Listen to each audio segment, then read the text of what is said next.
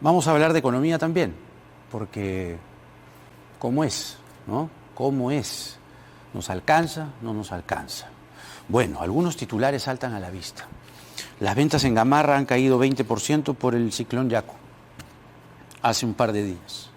El sector de la construcción fue el más afectado con las protestas sociales de enero. Vaya.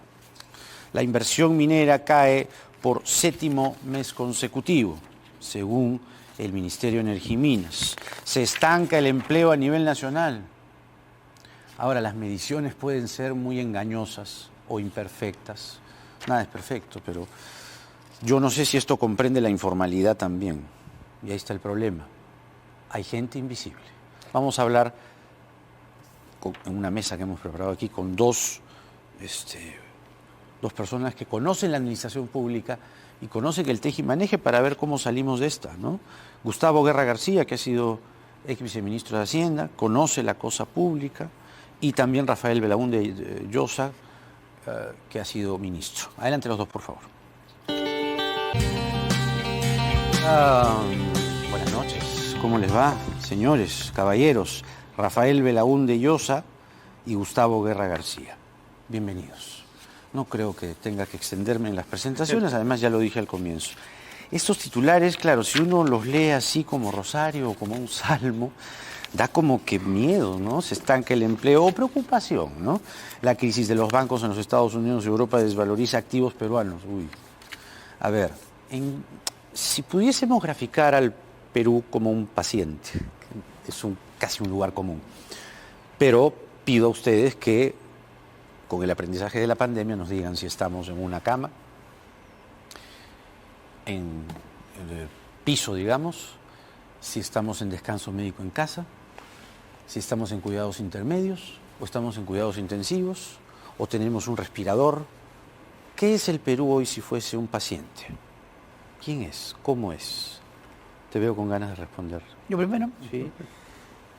Bueno, yo creo que el Perú es, digamos, un paciente que tuvo una enfermedad grave como la epidemia del COVID-19, que le afectó el 2020, y una recuperación asombrosa o muy importante el 21, porque a diferencia del niño costero del 2017, la epidemia del COVID no generó un daño a las condiciones Fue del el aparato productivo. rebote. Claro, El 21 fue el rebote. No hubo un daño productivo como sí te generó el niño costero del 2017 y por lo tanto pudo haber una recuperación. Faltaban algunos sectores por recuperarse, como el transporte de carga, el turismo, que digamos están como el 70-80%, ahí Rafael seguro tiene mejor información, de estos sectores que requerían recuperarse. Y luego lo que hemos tenido es que el paciente tiene un golpe en la cabeza porque sus jefaturas, ¿no?, tanto en el Ejecutivo como en el Legislativo, parece que hicieran todo lo posible por generar problemas, ¿no? Y hoy día ¿Quién quiere generar estamos problemas, perdón? las cabezas del Congreso y del Ejecutivo, porque tenemos viven una situación en la cual... Viven generándonos problemas. Claro, ¿no? hemos cambiado el debate de los problemas del Perú y de los problemas de las personas y los problemas de las empresas y los problemas de la economía por los debates de los problemas generados por los políticos. Entonces, en una situación como esa, es complicado centrar la agenda, ¿no? Y en ese contexto, yo creo que más que el ciclón Yaku, el riesgo que tenemos es de que haya un niño costero... Ya lo dijo Senami. En serio, ¿no? Ya lo dijo Senami. Y recordemos que el niño costero anterior nos costó 1 millón de afectados, 140.000 damnificados, El 2017. 3.000 millones de dólares de pérdidas. ¿Cuánto? Entonces, 3.000 millones de dólares de pérdidas. El niño del 2017-18. El niño costero del 2017. ¿97-98 tienes la cifra? No, fueron afectaciones menos graves que el 83, ¿no? 82-83. Porque el 97 el país, digamos, se preparó bastante porque estaba bastante la información anticipada, que eso no ocurrió en el 83. Y la reconstrucción con cambios, que si bien en los últimos tiempos, ¿no?, sobre todo en la época en que estuvo Amalia de jefa de la reconstrucción con cambios, mejoró, digamos, hay un montón de cosas que todavía no se han resuelto y seguimos no teniendo la protección de riberas que deberíamos tener, ¿no? Entonces, siguiendo la lógica del paciente, ¿no? El paciente, ¿en qué condición está? ¿Se muere? ¿Sobrevive? Hemos muerto muchas veces, casi como cuando García Márquez habla de la segunda muerte, ¿no? En tu caso, desde tu óptica, desde tu punto de vista, ¿cómo está el Perú? Bueno, el Perú tiene una resiliencia pues muy importante, fuerte, Pero porque tiene respirador todavía. nosotros aprendimos a cocachos con las crisis profundas de finales de los 80, la importancia de tener una macroeconomía y unas cuentas fiscales sólidas. Y esa fortaleza perdura hasta el día de hoy y ha sido transversal en buena cuenta a todos los gobiernos. Entonces, el Perú tiene unas reservas, tiene una fortaleza fiscal pues importante. Pero ¿por qué no puede atender a su gente? ¿Por qué la gente tiene que empujar? Lo que pasa es que hay un tema de gestión pues paupérrimo. O sea, tratemos como de hacer una, Claro, ¿no? circular. A ver, el tema no es que cada uno tiene, no es un debate. No, tranquilo, soltemos, es viernes además. Es que nos interrumpamos un poco. Claro, no, pero yo los voy a interrumpir también. Pero, o sea, todo lo que dices es muy bonito y yo pongo un poco de condimento en la mesa. La derecha hace, ¿cuánto? 4 años decía, ya llegamos al primer mundo.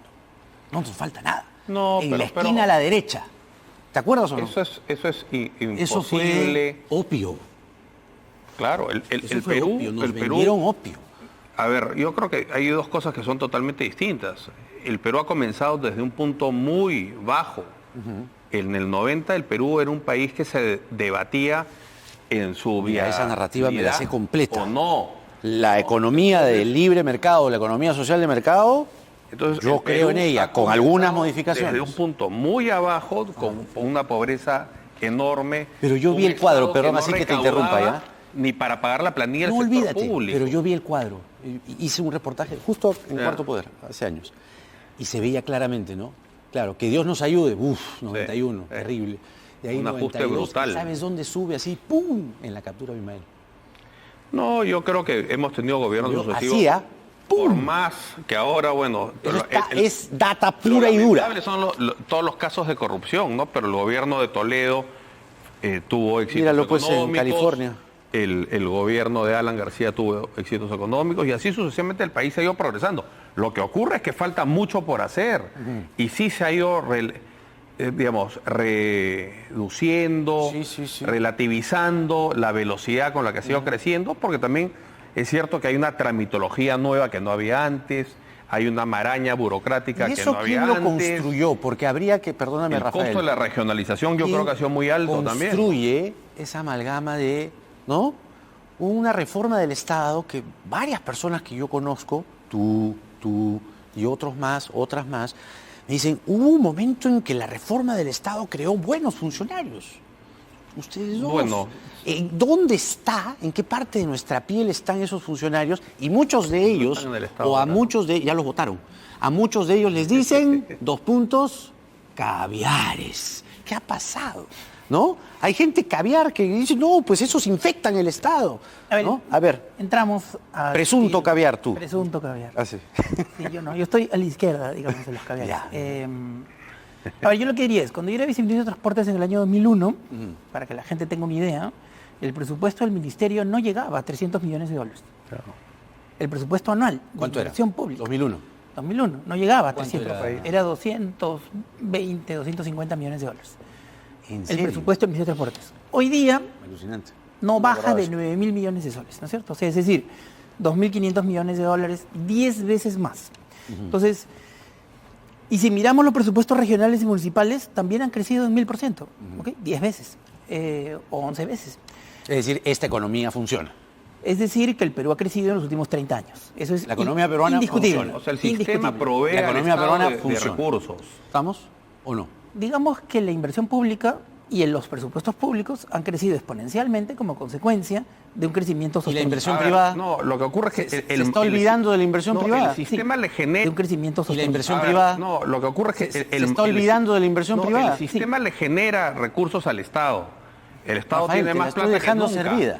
Se está olvidando de la inversión privada. Tú tienes que ahí decirle... Bueno, ya, la inversión privada también ha crecido, pero solo para terminar la idea que no le la quiero ha dar, incluido. solo para terminar la idea, y Lo ya, digo si nomás. Rafael está de acuerdo o en desacuerdo, el aparato de esas agencias de gobierno, de esas unidades ejecutoras, de Provías Nacional, de Provías Descentralizado, de la Dirección de Electrificación Rural, de la Gerencia de Infraestructuras Regionales, no ha crecido en proporción a los presupuestos. Ojo, por eso es que yo creo que parte del problema de la inversión pública es que ha bajado la calidad de todo, ¿ok? Es decir, ¿En qué rango de tiempo? en estos 20 años, pues, porque si Ah, el en 20 2000, años. es que mira, el 2001... Porque Rafael dice en el 17 meses. Escúchame, el 2001, el chasis institucional de las principales ejecutoras del sector con más inversión pública, que es transportes, ¿no es cierto?, era básicamente Puedes el mismo, intervenir 10 o cuando quieras tú 20% también, pero menos. con Ahorita orden, por termino. Y hoy día el chasis es 10 o 20% más cuando las inversiones que manejan son 10 veces lo que se manejaba en el 2001. Entonces, mi hipótesis, una de ellas, es que los presupuestos han crecido por el ascensor y la capacidad ejecutora del Estado ha crecido por las escaleras. Ese desfase te genera una falla de calidad en la planificación. Pero por eso, en al final va para arriba el todo. tema de inversión pública. A ver. Sí, va para arriba, pero con menos calidad. Ese es lo que Las quiero decir. reformas estructurales a la economía peruana se han dotado, digamos, el Estado tiene más plata porque el sector privado ha ganado más plata, porque el único Claro, ¿de dinero dónde salió esa posible plata? que tiene el Estado Lo que dice Gustavo. es el que tributa el sector privado. Entonces el sector privado ha crecido mucho, la inversión privada ha crecido mucho en el Perú y el Estado por eso tiene más recursos. Pero lo que ha ocurrido a la vez, el Estado ha recibido como nunca antes en la historia de la República una avalancha de recursos. ¿Cuál es el, Eso ha digamos, coincidido... el tope?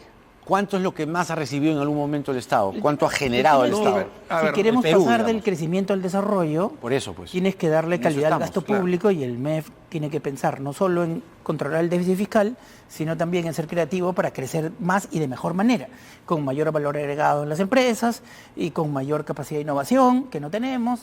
Y por lo tanto, hay un montón de políticas en el Perú que no se hacen, que se hacen en todo el mundo donde se avanza y que aquí no.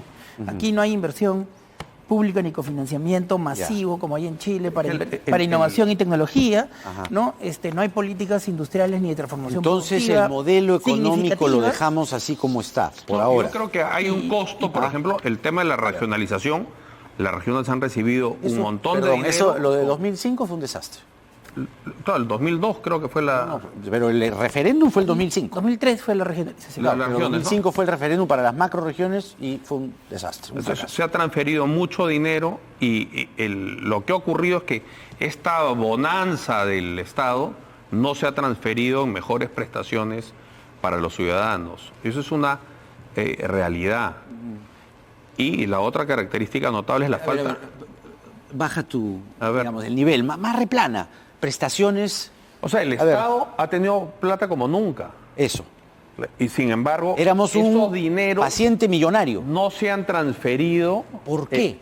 Porque hay en las regiones poca capacidad De gasto. gerencial, técnica. ¿Alguien para- le ha dicho o ha instruido a esas Sí, pero personas también el gobierno convenios central con tiene organismos su- nacionales e internacionales? Caviares, Yo creo que el origen para de todo que esto, orienten a esas Jaime, personas y puedan gastar mejor. Yo, No el entiendo. origen de todo esto cuando se diseñó la Constitución, y por eso yo creo que sí hay cambios que son pertinentes de hacer.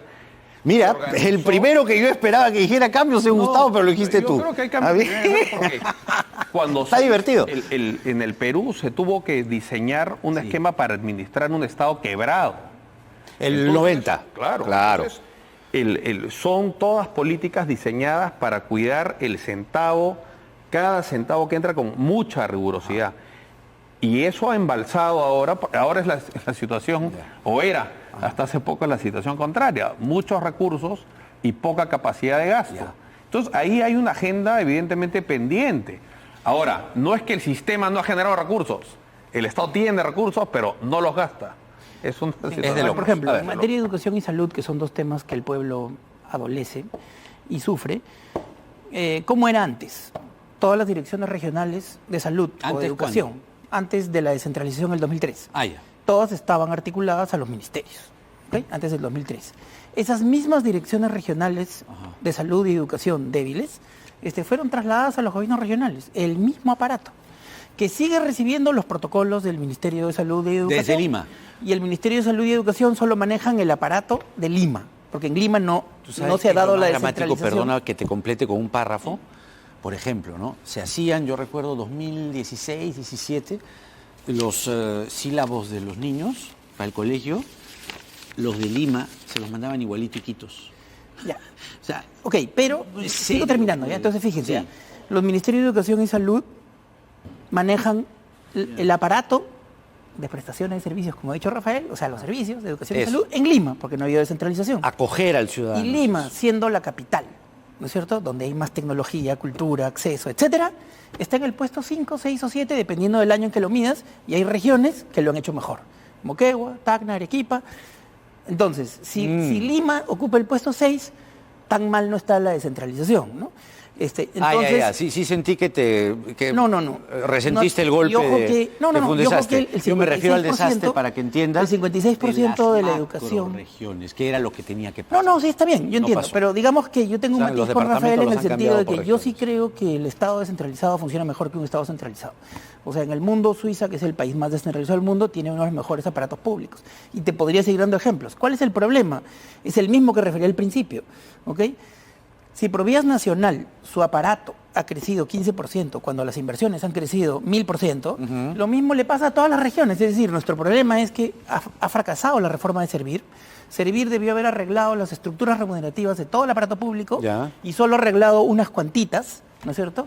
Ningún municipio ha encontrado el esquema de Servir y seguimos con sueldos completamente desfasados y seguimos con remuneraciones bajísimas para un gerente regional de infraestructura en Junín o en Ayacucho o en donde tú quieras, en donde el sueldo es el 20% de lo que gana un gerente en cualquier empresa, ¿ok? No, eso es terrible, claro.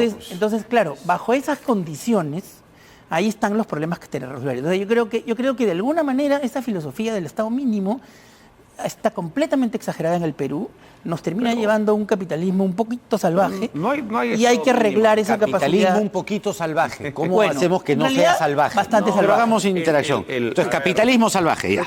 A ver. Creo que son dos cosas separadas, ¿no? Digamos, no se puede negar que el Estado del Perú hoy recibe más recursos que en ningún otro momento de la República.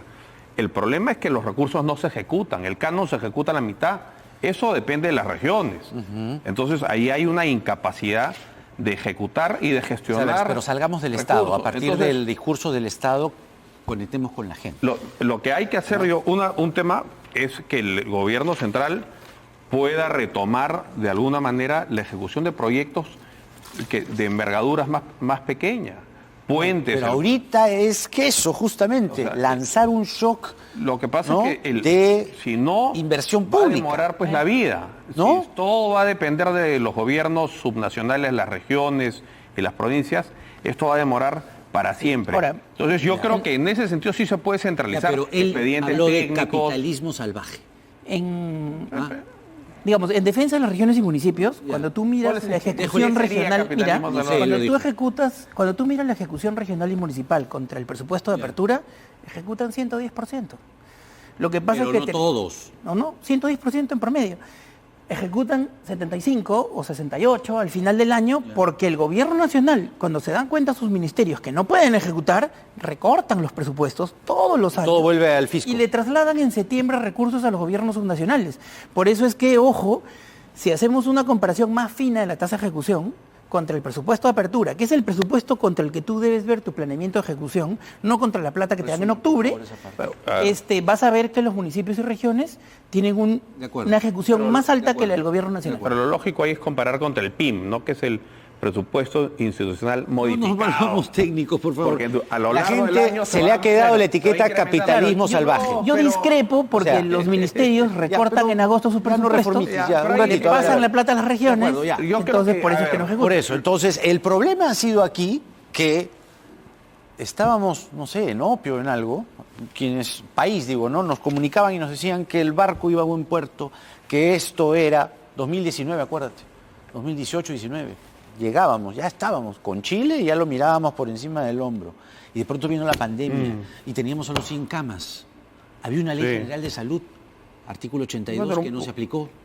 Un montón de cosas. ¿No? Un país con 10 o 12 helicópteros operativos para atender a una nación entera. ¿Qué pasó eso? ¿Qué pasó ahí? Pero yo creo que es importante diferenciar, ¿no? El drama del Perú republicano fue siempre la carencia de recursos económicos para la administración pública. Y ese no es el problema que hay ahora. Momentos, ¿no? Ahora unos destellos en la oscuridad que duraron nada. Siempre hubo... Pero muy poco, algo como lo que ha ocurrido desde la reforma, 30 años de un crecimiento consistente el PIB per cápita se ha duplicado, o sea, nunca antes se ha crecido como se ha crecido en los últimos 25 años en el Eso Perú. creo que nadie lo puede Eso, dudar. sí, Están los números. Pero, no yo, es sí, discutir pero yo números. sí creo que la escasez de recursos Pero del no Estado alcanza, no, lo que voy es que eso- es un no drama. alcanza. O sea, yo ¿Qué tengo cosa es un en drama? eso yo tengo la opinión, digamos, opuesta, ¿no? O sea, a ver, el Perú tiene una presión tributaria que este año, por primera vez en la historia, ha llegado a 17% del PBI. Honduras es 22%. Honduras. Es informalidad, ¿ok? pues. Y tenemos el promedio sudamericano en 22, ¿no? Y tenemos a Cuba con 40% de presión tributaria y Francia con 49% de presión tributaria. Entonces, los países que se ubican entre 25 y cerca de 40% de presión tributaria son los que tienen una capacidad de redistribuir. El PBI se puede medir como riqueza que se reparte entre la riqueza de las empresas, las utilidades, la riqueza de los trabajadores, sueldos y salarios, y la riqueza, digamos, del Estado, que son los impuestos. Entonces, 17% significa que el Perú es un paraíso tributario. Y no hemos querido hacer reforma tributaria. Y en esas condiciones, el déficit de protección ¿Por qué no social, hemos querido hacer reforma tributaria? porque hay grandes intereses que están en contra de una reforma tributaria, de modificar el impuesto especial de la minería, de reducir la ilusión, No, yo creo la que- evasión. Hagamos- a ver, Yo ¿no? creo que tiene que haber Y el- una y es razón. obvio que se ha rechazado esas propuestas sistemáticamente, ¿no? eso es... Tú, Sí. tú quieres ser presidente. Bueno, no es que sea Él te gana en el... Te pisa. Claro, claro. No, yo creo que tiene que haber una reforma tributaria, pero por las razones opuestas. De eso se Sí, trata oye, esta ¿por qué? mesa, pues. Porque Lo no dijiste puede, bien este es tú, un país Zeta. con 70% de informales. Los informales no son informales porque quieren, Son sino informales porque, porque el Estado los acceder ahuyenta. a la formalidad El es un Estado vía es una crucis. pared así de gris cemento que, ¿no? Claro, una inamovible. empresa grande, una transnacional, ellos pueden cumplir con todos los requerimientos tributarios y laborales que existen en el Perú. Pero una microempresa, una empresa unipersonal, O sea, hay, pero... está condenada, o un minero fracasar. informal, Entonces, está ¿cómo condenado a hacemos eso? fracasar, está condenado a vivir en la informalidad. Entonces, lo que no se puede hacer es que como hay 25 o 30% de personas formales, a esos exprimirlos como limón de molientero. Quien y quiere sacarles exprimirse hasta- como un limón es Gustavo, que quiere hablar hace Entonces, rato. a ver, Está- yo creo que Entonces, el- esa lógica, la lógica de penalizar al que crece, conduce solamente a la pobreza. Lo que tenemos que encontrar es un sistema tributario que fomente la formalidad. Ya. O sea, a y ver, que incentive la generación de riqueza. Solo generando riqueza el Perú va a ser menos pobre. yo estoy de acuerdo en que hay que generar riqueza, y la riqueza proviene en el mundo de cuánta inversión en ciencia y tecnología generan los países respecto del total del PIB, ¿no? Los países como el Perú, que estamos casi en el subsuelo, ¿no? Estamos últimos en Latinoamérica, después de Haití, de ¿En qué? Surinam y Guyana, en el porcentaje de gasto en innovación tecnológica y cambio técnico Sí, respecto del PIB. claro. Somos últimos. Entonces, la riqueza viene por aquellos que generan valor agregado y transformación productiva. La riqueza no viene de otro lado. En ese sentido estoy de acuerdo, hay que generar la riqueza. En lo que no estoy de acuerdo es en que se diga que en el Perú el incumplimiento tributario es por los pequeños emprendedores informales. Eso no es verdad. O sea, en el Perú tenemos... No hay un 70% de Tenemos informalidad. 30 por sí, pero esa economía es muy pequeña, ¿ok? Genera mucho empleo, pero tiene muy poquito capital y muy poquita No facturación. paga impuestos, o paga poquito.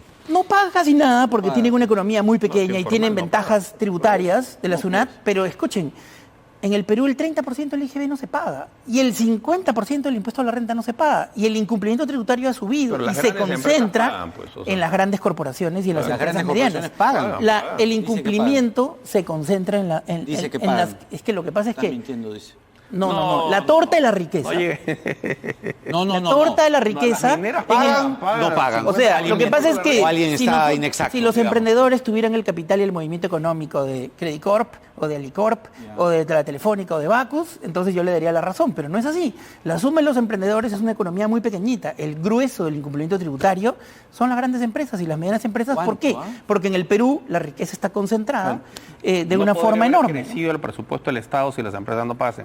Es decir, el presupuesto del Estado ha crecido tremendamente. Pero Rafael, ¿tú crees que podemos Tremendamente, ser un porque gran la- país con 17% de presión tributaria? No, lo que tenemos que siendo hacer- los últimos en Sudamérica. No, yo creo, digamos, si la tasa de impuesto a la renta fuese 100%, se recauda cero, porque nadie pagaría. Si la tasa es cero, también se recauda cero. Pero fíjate que Es decir, yo no estoy planteando hay que encontrar una tasa que sea amigable, que haga que el pequeño, el mediano empresario No es, se claramente. formalice. No puedes penalizar el crecimiento y el éxito. Nadie- Yo creo que esa lógica te lleva al subdesarrollo La inevitablemente. reforma tributaria que planteó Pedro Franque no subía ninguna tasa de forma significativa. El problema es el incumplimiento. ¿Ok? Aquí, hace 10 años, el Ministerio de Economía y Finanzas, sus equipos tributarios, identificaron todas las normas que había que cambiar para poner en funcionamiento las políticas anti-evasión y anti-elusión del esquema de tasas actual. Ojo, Tasas yo actuales, estoy no, diciendo algo muy claro. Les querían subir, Estoy- ¿no? A las mineras les querían, en el momento en que el cobre estaba por las nubes, ponerle una pequeña modificación en el impuesto especial solo para los que Está bien, tenían claro, un margen operativo, señores ¿Es mucha plata? ciudadanos, ¿Es mucha plata? de 48%. O sea, aquellas empresas mineras que tenían un margen operativo de 48% eran las únicas que iban a ser afectadas con una tasa que ¿Cuánto, nos ponía cuánto, igual que Chile. Ah, igual que Chile. Eso, bueno. O sea, Perú es el país con las mejores condiciones tributarias para la inversión minera. El Digo, segundo no, siguiente tiene como 5 o 6 nosotros puntos más de estamos pago ahí tributario. ¿no? Entonces, con México, con Chile. hasta el Es más o informe menos del igual. Fondo Monetario estaba a la izquierda de esta discusión, digamos. ¿no?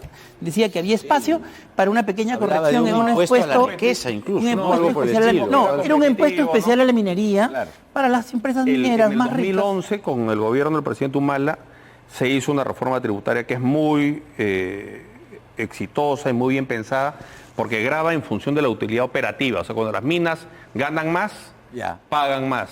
Era la misma Entonces, ahí filosofía. recoge el incremento pues, de los precios internacionales. Pero Esta era la misma filosofía. Pero en el solo que con unos fondo de la puntos más. discusión, el problema del Perú no son los ingresos fiscales, pues, si no ejecuta plata. Si los gobiernos, el canon, la mitad no eso- se ejecuta. O sea, no- Sí, es cierto. la discusión no está Sí, pero habría que ver por qué, ¿no? exprimirle más Habría que a la ver por gente qué. que genera O sea, poca digamos, riqueza. ¿por qué en el Perú 800.000 personas dejaron Lima y se fueron a las provincias en la pandemia? Porque no hay sistema de protección social, porque no Claro, gastamos que un está- los pimiento el Estado, pues, no en funciona. protección social. ¿Ok? Eso no ocurrió ni en Argentina, ni en Chile, ni en Colombia, ni en Ecuador, ni en Bolivia, donde hay un mínimo aparato de... El déficit social es gigantesco en el Perú.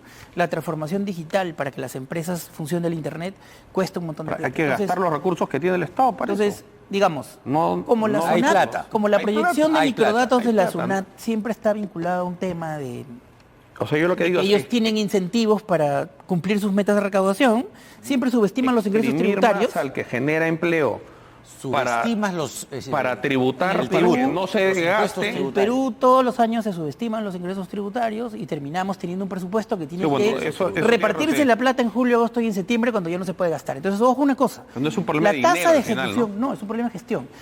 Y en eso tienes razón. O sea, el Perú podría gastar 20% más de todo el presupuesto público solo corrigiendo y haciendo sea, menos conservadora la yo proyección de ingresos coincidiría- tributarios, pero aún así, nuestro déficit de infraestructura y el déficit social son gigantescos. Entonces, por lo menos tenemos que Pero hay movernos de plata 17% de para presión tributaria financiarlo. Sí. a 21% O sea, y después bueno, a yo lo que 25% diría- como mínimo, ¿no? Yo coincidiría Yo les agradezco. con Gustavo si es que no alcanzase el dinero para cubrir esas necesidades. Pero Pero, no ocurre alcanza. lo contrario. No, que pero no se gasta el pero dinero. midas como midas, Las el necesidades déficit no se social, el atienden. déficit estructural, la plata no alcanza. Conclusión, digamos, el Perú es un viejo avaro que está con descanso médico en El su Perú tiene cama. que regresar a crecer 6% al año Tiene y el gobierno tiene que 200 ponerse las años, pilas.